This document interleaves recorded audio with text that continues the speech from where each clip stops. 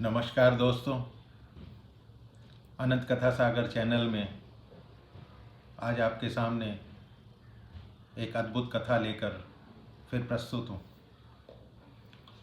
मैथिली शरण गुप्त ने एक जगह किसी वीरांगना का वर्णन करते हुए लिखा है, जाकर रण में ललकारी थी वो तो झांसी की झलकारी थी, गोरों से लड़ना सिखा गई है, इतिहास में झलक रही वो भारत की ही नारी थी।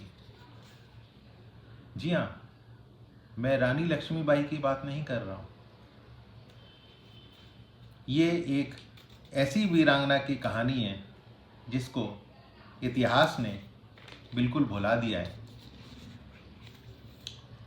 हम लोग सिर्फ रानी लक्ष्मीबाई के बारे में जानते हैं, लेकिन उसी रानी लक्ष्मीबाई यानी मणिकर्णिका, उसके विश्वसनीय सलाहकार और एक बहादुर निडर औरत झलकारी बाई को कोई नहीं जानता।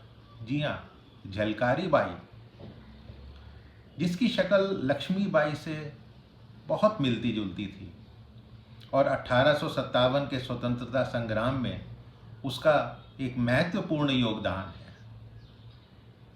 झलकारी बाई का जन्म 22 नवंबर 1830 झांसी के निकट भोजला गांव के एक दलित परिवार में हुआ था। उसकी मां जमुना देवी का बचपन में स्वर्गवास हो गया था, इसलिए उसको उसके पिता सबोदा सिंह ने ही पाला था। उसको भी बचपन से ही घुड़सवारी, शस्त्र चलाने की शिक्षा मिली थी और उसमें वो पारंगत थे। कहा जाता है कि एक बार जंगल में वो अपने जानवरों को चराने गई थी, सामने से तेंदुआ आ गया तो केवल डंडे के बल पर ही उसने तेंदुए को मार दिया था। लक्ष्मीबाई की निगाह उस पर तब पड़ी जब एक बार लक्ष्मीबाई उस गांव में पूजा के लिए पहुंची थी। जब उसने इसको झलकारी बाई को देखा, एक अपनी हमशक्ल लड़की को देखा, तो रानी लक्ष्मीबाई खुद आश्चर्यचकित हो गई कि अरे, मुझसे इतनी मिलती जुलती इसकी शक्ल है।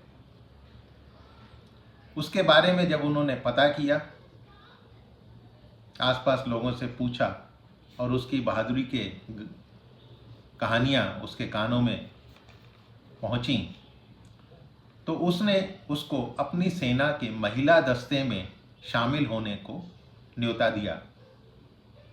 झलकारी बाई लक्ष्मीबाई के सेना में शामिल हो गई और बंदूक चलाना, तोप चलाना सीख लिया। झलकारी बाई का विवाह भी एक बहादुर सैनिक पूरन से हुआ था। धीरे धीरे वो दुर्गा सेना की, यानी झांसी की रानी की महिला दस्ता, उसको दुर्गा सेना बोलते हैं, दुर्गा सेना की वो सेनापति बन गई। अब हमशक्ल होने के कारण कोई पहचान नहीं पाता था कि कौन रानी लक्ष्मीबाई है और कौन झलकारी। तो 1857 के विद्रोह के समय जब जनरल ह्यूरोज ने अपनी विशाल सेना के साथ 23 मार्च 1858 को झांसी पर आक्रमण किया, तब रानी लक्ष्मीबाई ने बहादुरतापूर्वक अंग्रेजों का मुकाबला किया और वो कालपी में पेशवा के द्वारा भेजी गई सेना की सहायता की उम्मीद में इंतज़ार कर रही थी।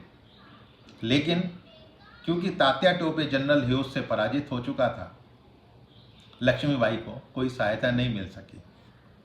जल्द ही अंग्रेजों की फौज ने झांसी के किले में घुसकर मारकाट मचानी शुरू कर दी।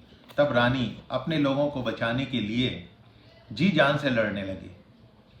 ऐसे में, ऐसी विकट परिस्थिति में झलकारी बाई ने रानी लक्ष्मीबाई के प्राण बचाने के लिए खुद को रानी बताते हुए लड़ने का फैसला कर लिया और उन्होंने पूरी अंग्रेजी सेना को भ्रम में रखा ताकि रानी लक्ष्मीबाई सुरक्षित बाहर निकल सके।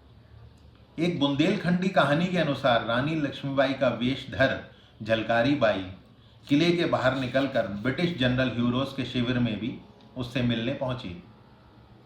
और चिल्लाकर कहा कि वो जनरल से मिलना चाहती है। सैनिक प्रसन्न थे कि अरे वाह, ये तो हमने झांसी पर कब्जा भी कर लिया और रानी भी कब्जे में आ गई। पर यह झलकारी की रणनीति थी ताकि रानी लक्ष्मीबाई को सैन्य तैयारी के लिए कुछ और समय मिल सके। जनरल ने पूछा कि उसके साथ क्या करना चाहिए, तो उसने दृढ़ता से कहा, चाहे मुझे फांसी दे दो, कोई फर्क नहीं पड़ता। झलकारी के इसी साहस और नेतृत्व की क्षमता से प्रभावित होकर जनरल ह्यूरोज ने कहा था, या जनरल ह्यूरोज ने अपनी किताब में लिखा हुआ, यदि भारत की 1% महिलाएं भी उसके जैसी हो जाएं, तो ब्रिटिश सरकार को जल्द ही भारत छोड़ना पड़ेगा। कुछ लोगों का कहना है कि युद्ध के बाद उन्हें छोड़ दिया गया था और मृत्यु 1890 में हुई, लेकिन कुछ मानते हैं, यहाँ तक कि वीर सावरकर की किताब में भी जो लिखा हुआ है कि 4 अप्रैल 1858 को उन्हें वीर गति प्राप्त हुई। उनकी मृत्यु के बाद अंग्रेजों को पता चला कि जिस वीरांगना ने उन्हें युद्ध में कई दिनों तक घेर कर रखा था, वो रानी लक्ष्मीबाई थी ही नहीं, वो तो उनकी हमशक्ल झलकारी बाई थी और अंग्रेजों ने उसका कत्ल कर दिया था। ये देश की विडंबना है कि देश के लिए अपने प्राणों की भेंट चढ़ा देने वाली भारत की इस बेटी को इतिहास में अधिक स्थान नहीं मिल पाया। पर उनके सम्मान में भारत सरकार ने उनके नाम का एक पोस्ट स्टैंप भी जारी किया और साथ ही पुरातात्विक सर्वे ने अपने पंचमहल के म्यूजियम में झांसी के किले में झलकारी बाई का भी उल्लेख पत्थरों पर किया है।